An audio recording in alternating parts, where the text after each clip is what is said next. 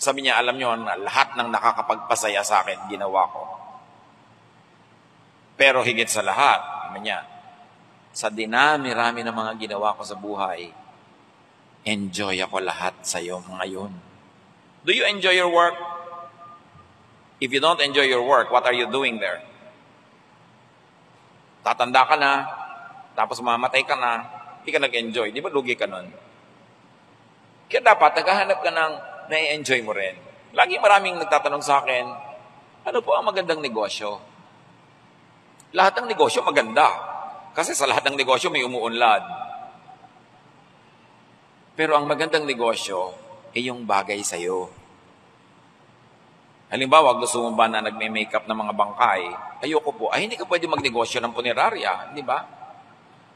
Gusto mo ba na naguhukay ng mga libingan? Hindi po. Ay, hindi ka pwedeng may memorial park o meron kang o sa pulturero.